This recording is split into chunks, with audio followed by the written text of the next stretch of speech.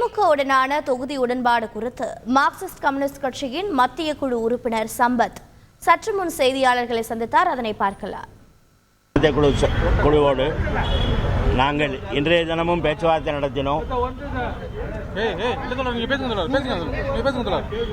திராவிட முன்னேற்ற கழக பேச்சுவார்த்தை குழுவோடு இன்றைய தினமும் நாங்கள் பேச்சுவார்த்தை நடத்தினோம். தொகுதிகளை அடையாளம் காணுவது குறித்து விவாதம் நடைபெற்று வருகிறது. அந்த விவாதம் இன்னும் முற்றுப்பெறவில்லை.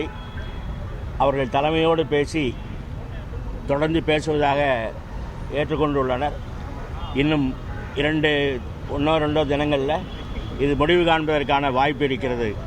பேச்சுவார்த்தையை பொறுத்தவரை மிக இணக்கமானதாக இருந்தது. தமிழ்நாட்டில் பாஜக, அதிமுக அந்த இரண்டு சக்திகளையும் அவங்க தனித்தனியே நின்னா கூட இந்த ரெண்டு சக்திகளையும் முறியடிக்க வேண்டிய மகத்தான பொறுப்பு இந்தியா கூட்டணிக்கு, குறிப்பாக தமிழகத்திலே திராவிட முன்னேற்ற கழகம் தலைமையில் உருவாகி இருக்கக்கூடிய இந்த அணிக்கு இருக்கிறது. அந்த கடமையை நிறைவேற்றுவதில் மார்க்சிஸ்ட் கம்யூனிஸ்ட் கட்சி உறுதியான பங்களிப்பை செய்யும் என்பதை தெரிவித்துக் கொள்கிறேன்.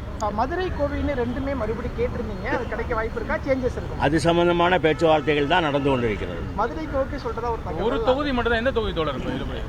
எந்த தொகுதி எல்லாமே பேச்சுவார்த்தையில் இருக்கு. முடிஞ்ச ஒன்று சொல்லுவோம். இழுபறியே இல்லை, இழுபறி இல்லை, இணக்கமாக தான் இருக்கு.